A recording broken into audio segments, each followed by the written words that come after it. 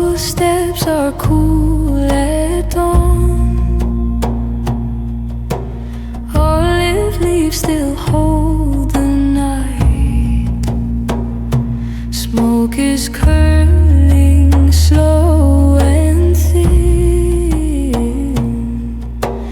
Names I whisper to the light. Sing, oh, sing to the stones and sky. Let the old words rise. Let the old words rise. Hvad så, folkens? Welcome back to another video. We are heading into part 4 of Rise of Augustus. So, last episode was pretty extreme. So, they made a list of people to kill, and it was pretty detailed. I thought it was just a cleanup after, Caesar's death, but yeah, there's like a lot more names to it, and a lot more people who were killed, and a lot more people would like abuse this new system, so it just turned into like an absolute massacre. So yeah, damn. And now the war is gonna be, sounds like it's gonna be settled in Greece, but yeah, it is set to be like the rise of Augustus, so I don't know if Cassius and Brutus will be like the final enemy. So yeah, let's see. But yeah, Brutus had seized Macedonia and the legions located there from Antony's brother Gaius in 43 BC.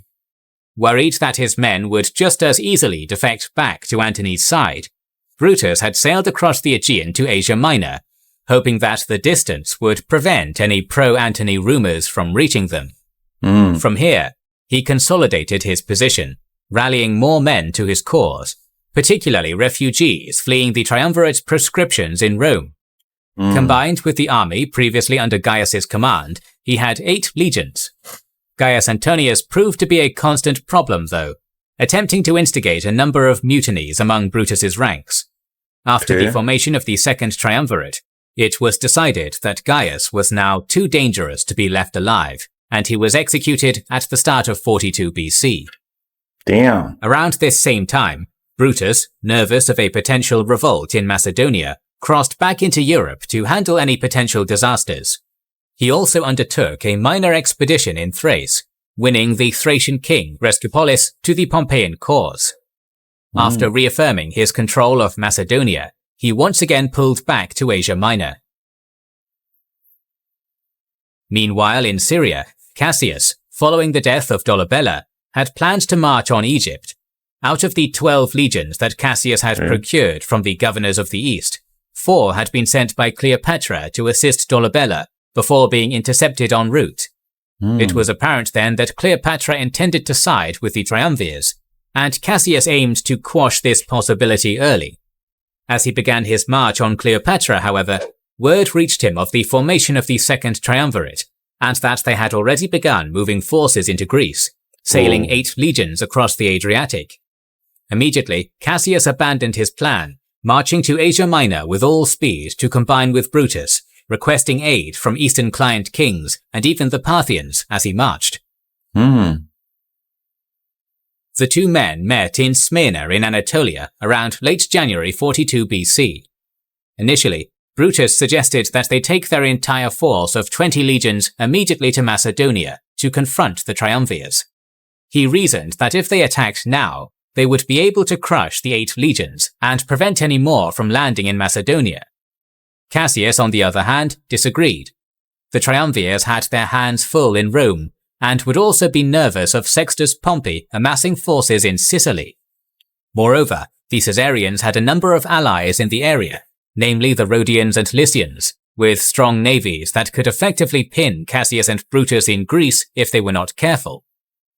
Cassius thus suggested that their focus should be to eliminate these allies. In doing so, they could flip the tables, forcing the triumvirs to land a large force in Greece without an adequate naval supply line to support them. It will also be harder for them to invade Asia Minor, though. So Cassius was the more... It is kind of a good strategy because, like, if you take down like the allies with the most navy power, then they will also have a harder time getting to Asia Minor, especially if you can have a good relationship with Thracia. So yeah, Thrace. More experienced and talented general. He had fought in Crassus's Parthian campaign. Plus, there's a good chance that if the Triumvirate don't really see you as direct threat, they might just start an infighting between them. Remember, Mark and Octavian aren't exactly friends. And had distinguished himself in the aftermath. As such, the two men decided to follow Cassius's strategy. Brutus would handle the Lycians and Cassius the Rhodians. Okay. Cassius made for Myndus and began amassing a fleet of 80 ships to sail for Rhodes. He had been partly raised and educated on the island and was well known in the city. Upon hearing of his approach, the Rhodians sent peace delegations. Rhodes was technically an ally of the Roman Republic. The Rhodians had a peace treaty with Rome and had promised to assist the Senate in times of war. With the Senate now effectively controlled by the Triumvirate, the Rhodians could not side against them. Cassius rejected these arguments.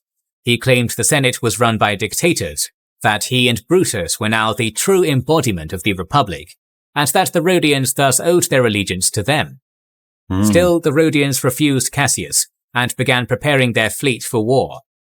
In a last-ditch effort to make peace, they sent Archelaus, Cassius's old teacher, to negotiate. Tearfully, Archelaus begged Cassius to spare the city. Cassius again refused. He pointed out that the Senate had previously ordered all people east of the Adriatic should assist himself and Brutus. This was true. However, if the Rhodians abided by that decree and assisted Cassius and Brutus, they would simultaneously be breaking their peace treaty by going to war with the Roman Senate. After many days of debating, they finally came to a conclusion. Sailing with 33 of their best ships, they sailed to Myndus to fight Cassius's navy. Oh. Cassius reluctantly sailed out of port to meet them. That's a really tough spot for them to be in, cause Cassius and Brutus, I hate them, but they aren't wrong that Octavian and Lepidus and Mark Antony isn't exactly a reputation of the Senate, but they kinda are. But then again, I don't really want to support those two, so I really hope that they just die. So, yeah. The Rhodians were renowned as some I'm gonna take a lot of pleasure out of them. of the best sailors of the ancient world, and their ships were light and quick. The fighting was hard, but Cassius's larger navy was eventually able to surround the Rhodian fleet. Without room to maneuver, the lighter Rhodian ships lost their advantage. Damn, that gotta be so embarrassing. You're a shipping kingdom. Oh my god. You're being outsmarted and outmaneuvered by a nobody. And the heavy Roman ships were able to close in. 3 Rhodian ships were captured, 2 sunk, and many badly damaged before the Rhodians withdrew from the battle. Cassius quickly made any necessary repairs to his fleet before pushing his advantage and landing a force on the island. The Rhodian navy attempted to sally out of its port, but was again quickly crushed. Cassius now had Rhodes besieged from both land and sea. Rather than suffer the horrors of a prolonged siege, a faction within the city opened the gates to Cassius. 50 leading Rhodians were executed, and their vast treasury was seized, but the city was spared, Cassius forbidding his men from violence or looting. Brutus, meanwhile, led his 8 legions against the important city of Xanthus in Lycia. The Xanthians had prepared themselves well, creating a trench and embankment around the city. However, many of the men under Brutus's command had served under Caesar and had experience of siegecraft. Working day and night under the protection of movable defenses, the legions were able to completely besiege the city in a matter of days. Damn, Battering I ram- did not know that Brutus had veterans of Caesar's. Damn. I hope they die. were swiftly brought up to attack the walls and gates. The defenses were strong though, and Brutus's men, having only managed to inflict minor damage on the defenses, abandoned their siege engines. Ooh. That night, the Xanthians sallied out to burn the rams. Suddenly, Brutus's men fell upon them in the darkness. The Xanthians had been lured into a trap. Desperately, Nice. they tried to retreat into the city, but finding the gate had been closed, they were trapped outside, and many were killed in front of the gates. Poor guys. The next day, the Xanthians again sallied out to burn the rams, and the Romans again attacked. This time, the Xanthians kept their gate open, allowing their men to retreat back into the city. But this also resulted in about 2,000 Romans also getting through. The Xanthians suddenly dropped their portcullis, trapping the Romans inside. Oh, They, too, had lured the Romans into a nice. Desperately, the 2,000 legionaries trapped inside fought their way to the Forum under constant missile fire, taking refuge in the Temple of Sarpedon. At the same time, their colleagues on the outside were determined to break in and rescue them, attempting to use grappling hooks to scale the walls, some using crags in the wall to climb their way up. A small group... Oh, you can say a lot about the Roman soldiers, but damn, the loyalty. Whew. They like find out that some of their men got in and are trapped, and they're like, yo, I'm gonna go in and get them. was able to scale the walls and opened a small side gate, allowing more legionaries inside. Ooh. They fought their way to the portcullis, and with men hacking at it from the inside and outside, were finally able to break it down, allowing Brutus's force to pour into the city. Oh no. The city was lost, and according to Appian, many of the citizens killed themselves, with Brutus only taking 150 men captive. 150? Following this siege, Damn. other cities in Like, I know this is like ancient times, but like a city like that that's on a map should have thousands of people in it. Oh, damn. Lycia, such as Patara and Myra, quickly surrendered to Brutus. Soon, all of Lycia was pledged to him militarily and paid heavy tributes to him. In a few months, Brutus and Cassius between them had thus neutered two powerful naval allies of the Triumvirs, as well as massively increasing their finances, ensuring that they would be able to keep their legions loyal when the time came to confront the Triumvirs in Greece. Yeah. Cassius and Brutus, hearing that Cleopatra was also sending a fleet to the Peloponnese, sent 80 ships of their fleet under Mercus to keep an eye out for her arrival. Fortunately for the liberators though, a storm had devastated Cleopatra's fleet, forcing her to return to Egypt. Not wanting to keep such a large fleet idle, Mercus instead sailed to Brundisium to blockade the port and prevent the Triumvirs from sending more men across the Adriatic. Nice. Antony, in command of the forces in the area, attempted to break the blockade with his own ships, but did not have the numbers, and was forced to send for Octavian to assist him. Octavian was currently engaged in a campaign against Sextus Pompey. The son of Pompey the Great had taken advantage of the chaos caused by the assassination of Caesar, its aftermath, and the conflict between the Senate and Antony to rebuild his position in Sicily. Gathering men from across the Mediterranean, he had gradually been building his force. This force grew larger still during the proscriptions of the Triumvirate, which had forced many influential men to take refuge with him.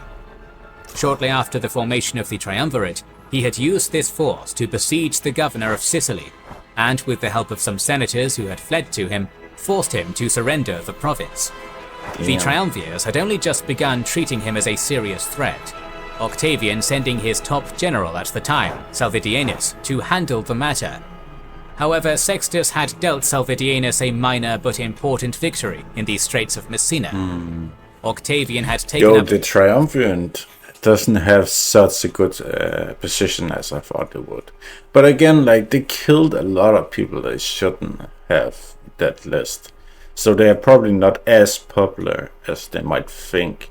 And now they have an entire force trapped in Greece with no chance of getting to them. They have Sextus, who's on his way into Italy, and they're about to lose Greece. Like, damn, not a good spot to be in. The campaign himself, but upon receiving Antony's summons, immediately sailed to Brundisium, leaving Sicily and Sextus alone for the time being. Upon Octavian's arrival, Mercus retreated, not wanting to be trapped between the forces of Antony and Octavian. Ooh. Instead, he planned to harass any ships attempting to cross the Adriatic. The Triumvirs were far more audacious than Mercus assumed, however, and with favourable winds, they made a number of quick and risky crossings without military ships, so as not to draw too much attention. Soon, Antony and Octavian had managed to move 11 legions across the Adriatic, leaving Lepidus in Rome to control the city. Mercus was furious. This guy's nevertheless an idiot. held his position, determined to at the very least You had one job, okay? prevent any supplies or munitions from reaching the Triumvirs. Ahenobarbus, son of the same man who had fought against Caesar, was sent with a further 50 ships to support him, giving him a total of 130. Octavian and Antony quickly sent the 8 legions who had landed in Greece earlier in the year towards Thrace, under the command of Decatus and Nobanus, to hold the Copilian and Sapaean passes, 2 important routes into Greece for any force crossing from Asia Minor. Meanwhile, Brutus and Cassius crossed the Aegean into Greece, landing in Cestus in August 42 BC. Thrace, at the time, was ruled by 2 brothers, Rascupolis and Rascus. Brutus had previously won Rascupolis to his side, and the Thracian king now went with 3,000 cavalry to reinforce the liberators, while his brother Rascus sided with the Triumvirs, leading 3,000 cavalry to Decatus and Nobanus. Damn. The board was now set. So we trapped in Appian the claimed Thrace that in Antony and Civil War Octavian II. had roughly 100,000 men, consisting of 19 legions, the 11 recently transported from Italy, and the 8 holding the Thracian. Yo, have we ever seen 100,000 troops deployed before? I don't think we. Passes. This is like the biggest Roman deployment of soldiers. There is like the Battle of Cannae, I think, is one of the biggest. It's like between 70 and 60,000. Damn, that's insane. 100,000. As well as 13,000 cavalry. Cassius and Brutus also had approximately 100,000, consisting of 19 legions, some of which were under strength, 20,000 allied cavalry, and 4,000 horse archers from the Parthians, Medes, and Arabs. Some modern historians, however, have questioned whether such large armies could realistically be maintained logistically, and have suggested numbers closer to 60,000 on both sides. Oh, come on, kings and generals. Stop it, okay? Stop being realistic. We want to have fun here. Whatever the true number, it is agreed that the Triumvirs had a slight infantry advantage, Yeah, I'm gonna keep to the 100,000. the Liberators a slight edge in the number of cavalry. Even if the more modest number of 60,000 on each side is accepted, both armies would still be colossal, larger than even the armies fielded by Caesar and Pompey at Pharsalus. Yeah, it's Cannae numbers from Rome here. In many ways, it was a case of history repeating itself. The Caesarians, this time under Antony and Octavian, had landed a large army in Greece, but had a precarious supply. By the way, for those who don't know what Cannae is, Cannae was one of the last battles of the Second Punic War in Italy, where Rome just sent 60,000 something soldiers into an absolute massacre, where Hannibal kind of just surrounded them and just butchered all of the Romans. There's saying that the only reason that some Romans survived was because the Carthaginians got too tired of executing people, so they couldn't lift a sword anymore. That's how brutal it was. Route, with their enemies controlling the sea behind them. The Pompeians, under Cassius and Brutus, also had a large army with a secure supply line, and they could focus on trying to force a situation where they could starve their opponents into submission. Yeah. The successors to the Caesarian and Pompeian party, the Triumvirs and Liberators respectively, both had amassed colossal armies. Many of the legions on both sides had served under... Can it get resources down from Illyria? Caesar. Legions that Caesar had located in the east, likely including the 27th, 31st, 33rd, 36th and 37th, some of whom had been made of Pompeian forces after Pharsalus, and that had later fought with Caesar at Alexandria and at the Nile. Ooh. The Triumvirs' force, on the other hand, boasted some of Caesar's longest-serving legions, including the 6th, 7th, 8th, and Caesar's favourite, the 10th. Caesar's legions... the 9th? Yeah, I'm not surprised to see... I'm kind of surprised to see the 10th Legion here. I thought those guys would have retired a long time ago. Once again determined the fate of the Roman Republic near a small town in the province of Macedonia called Philippi. In August 42 BC, Cassius and Brutus were the ones who held the upper hand. Their army, though smaller than the total force that the Triumvirs could muster, was roughly the same size as the one the Triumvirs had in Greece. Sextus's presence in Sicily ensured that part of the Caesarian fleet would always be pinned, giving Cassius and Brutus naval supremacy in the area. Moreover, the past decades of civil war had effectively drained Italy of much of its money and manpower.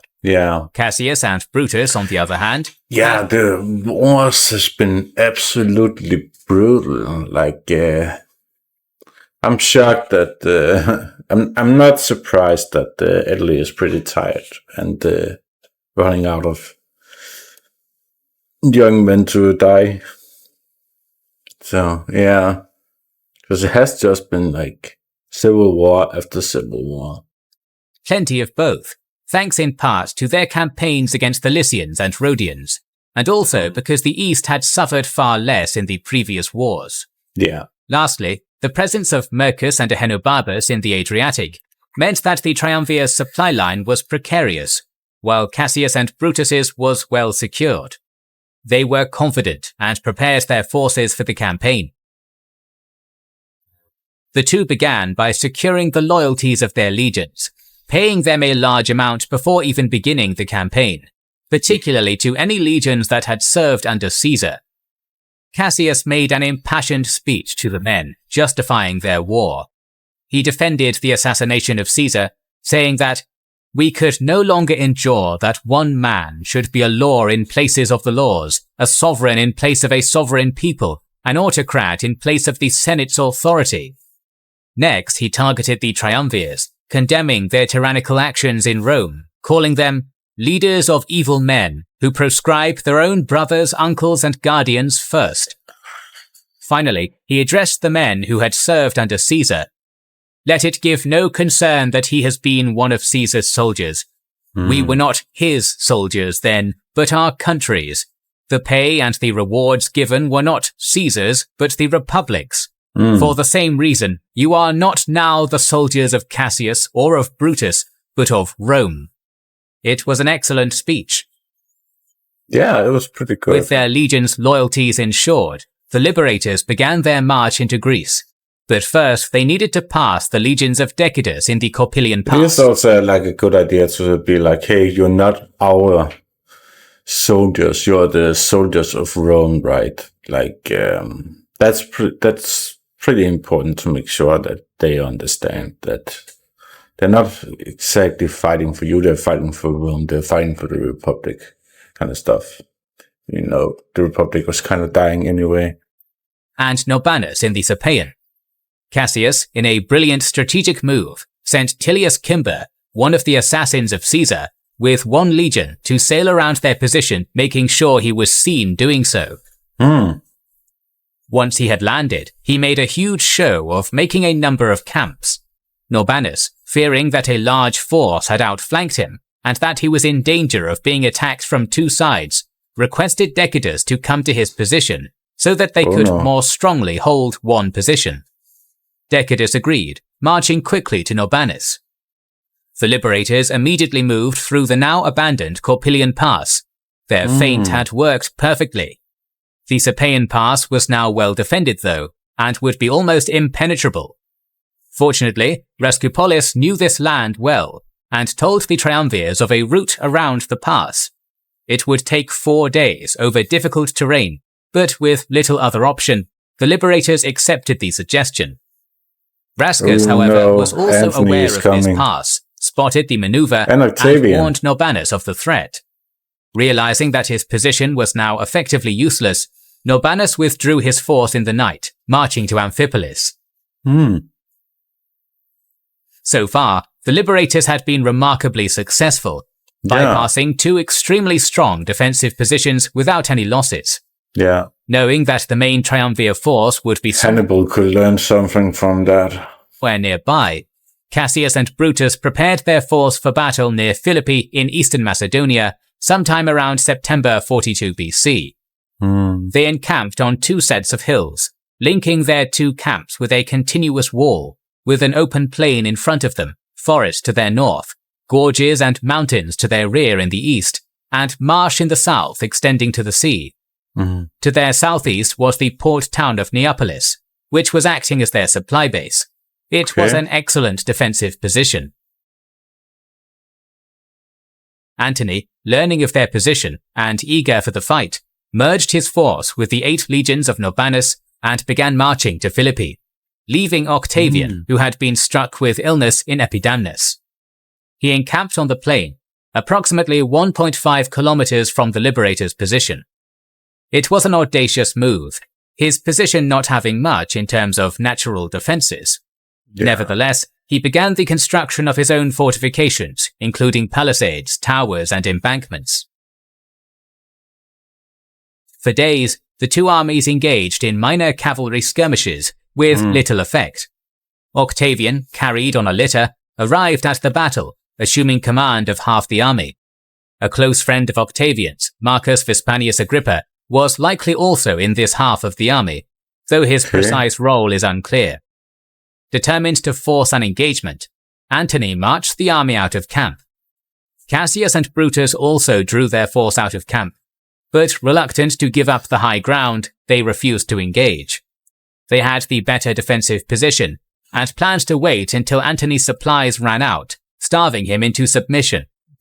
Knowing that he must force a battle soon, Antony sent a detachment of his men to discreetly construct a causeway through the marshes in order to provide a route behind Cassius's defenses.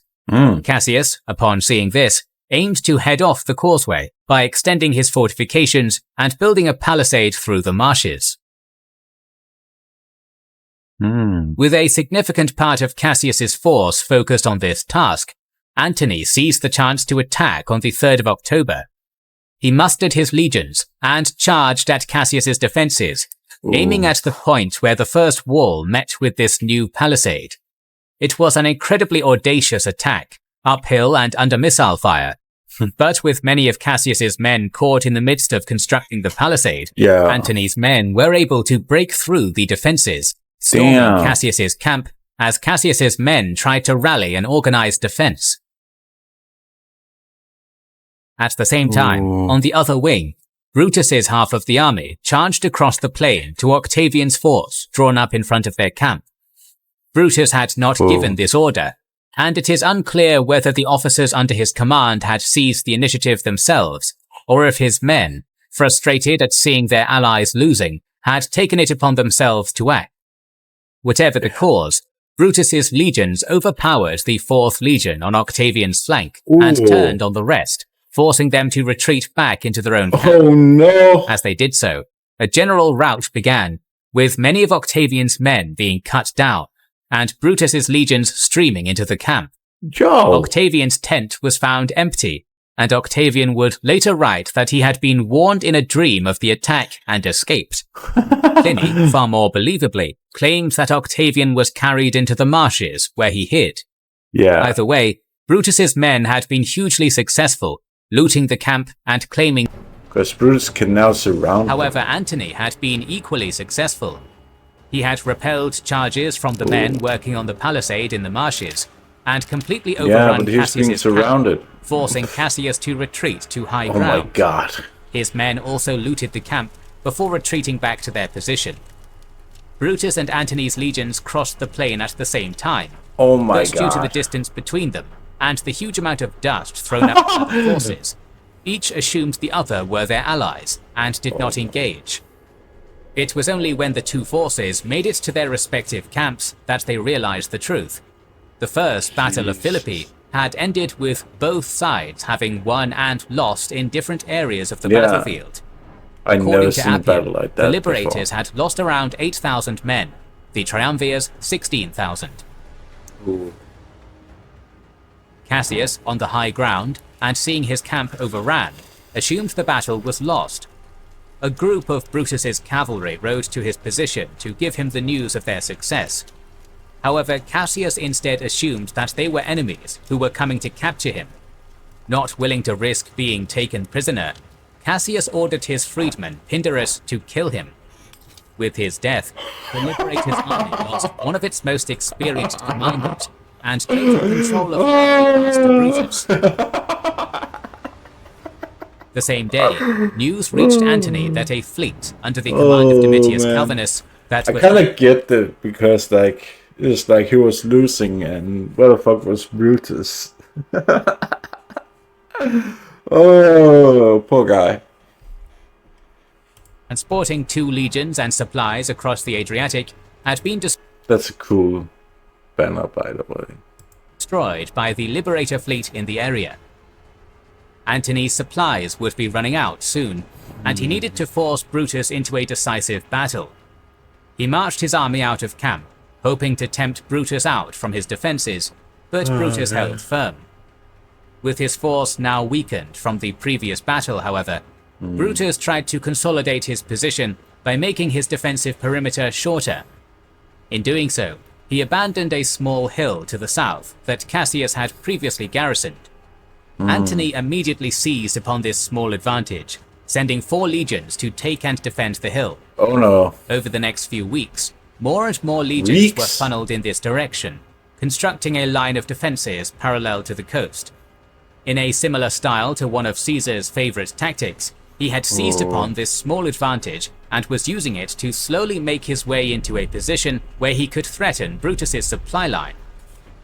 In response, Brutus made his own fortifications opposite Antony's line. In doing so, he effectively negated his previous strategy of consolidating his position, finding his defensive line being stretched further and further. Brutus's officers, wary of their supply line and being overstretched, became more and more frustrated with him, losing faith in his command ability. Yeah. They demanded that he take action and give battle, a demand to which Brutus reluctantly gave in, saying, "You have chosen to fight. You have forced me to battle when I would conquer otherwise." He drew his army out of their fortifications and prepared for battle in the classic Roman formation of triple lines, placing himself on the right wing. He also placed more legions on his right wing than in his center and left, stretching the legions on the left to prevent them being surrounded. He was effectively hoping to mimic his legion's success in the previous battle by crushing one flank and then turning on the rest. Antony and Octavian eagerly also drew out their own forces in a triple axis, with Antony on the left and Octavian on the right, their legions evenly distributed throughout. There was little maneuvering or strategy to that battle, both sides crashing into one another. Really? With veterans on both sides, the fighting was particularly brutal. Brutus was slowly winning the fight on his wing, gradually pushing Antony's back. At the same time though, Octavian's men, outnumbering their opponents, were also winning, forcing Brutus's left flank to retreat step by step. Whichever flank broke first would decide the battle. In the end, it was Brutus's left, overstretched and outnumbered, that collapsed first. The first line broke, and then the second, triggering a mass rout of the entire left wing. Octavian's men pressed their advantage, some storming the camp, others falling upon Brutus's center and other wing. Brutus's men, finding themselves almost surrounded, began to break around him. Brutus was able to cut his way out with 4 legions, retreating to nearby high ground, but the battle had been decisively lost. Seeing his death or capture at the hands of his enemies as certain, Brutus ordered his friend Strato to kill him. We do not know the number of casualties on either side, though the tough, infantry-dominant fighting may mean that they were high on both sides. What is known is that the entirety of the Liberator army that had survived the battle surrendered to Antony and Octavian, the legions being divided between the two. Alongside Brutus, many other influential Pompeians had also died in the battle. Marcus Cato, son of the famous rival to Caesar, died fighting heroically to buy time for Brutus to escape, and was reportedly found surrounded by many dead enemies. Antony had also made it a priority of his cavalry to chase the routing enemy, capturing or killing whichever officers and other influential men they could.